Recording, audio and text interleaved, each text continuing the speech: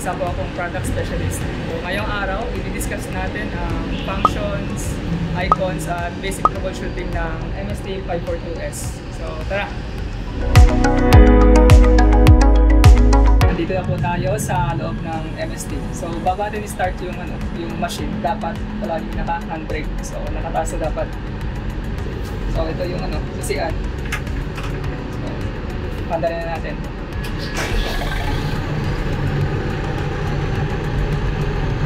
So, nakita nyo, naka-park siya. So, hindi yan gagalaw. Tapos, so, punta tayo sa setup ng language tsaka time ng dashboard. Pull po natin yung yung button. Tsaka so, i-push po natin yung button. Push. Clockwise, papuntang right. So, ganyan.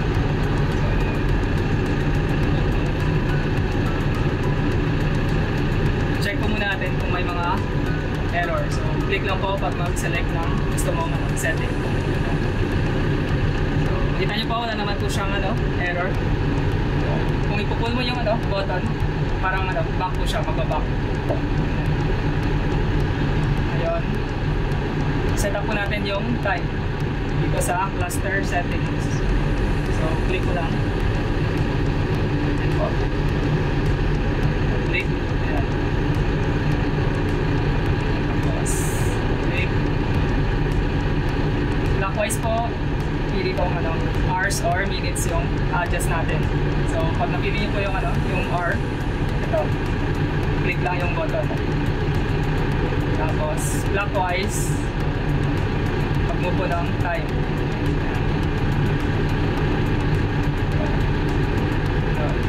Kung okay na po kayo sa hour, pull mo lang yung button.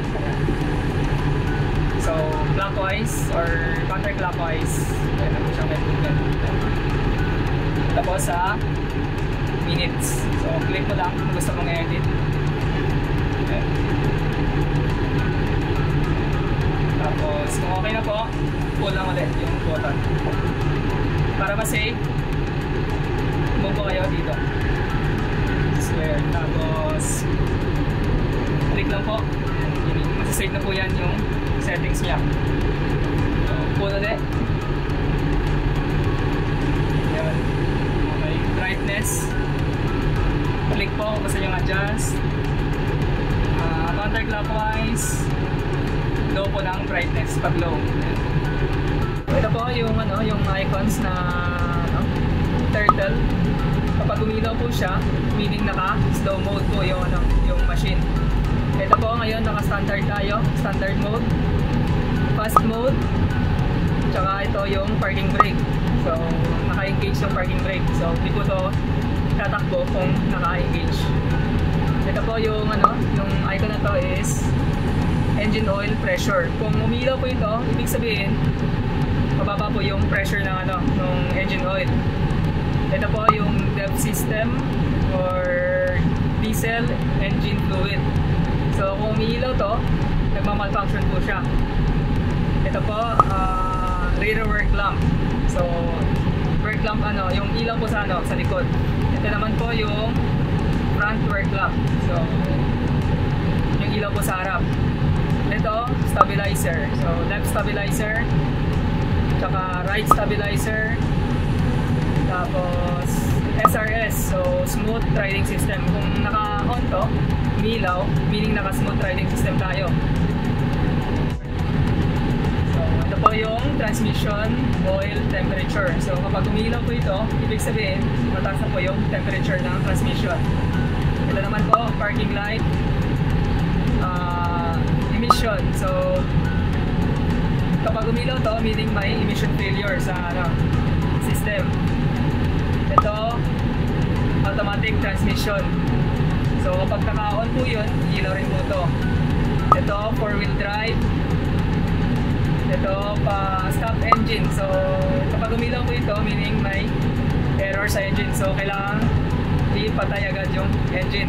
So, dapat shut down. Ito po, hazard. Ito po yung grab wheel steering.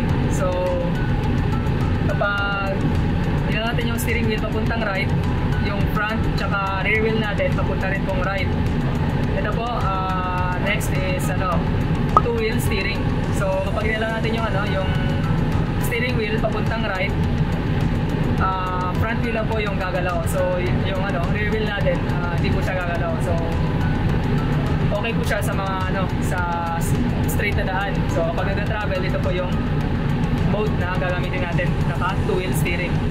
Ito naman po is four-wheel steering drive. So kapag gagalaw yung front wheel natin ng papuntang right, yung rear wheel niya naman is papuntang left. So opposite sila.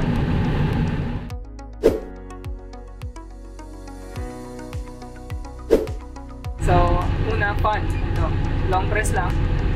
Ayun. Tsaka aircon, AC. Ito, sa baba. Kapag pumili ng settings. So, USB.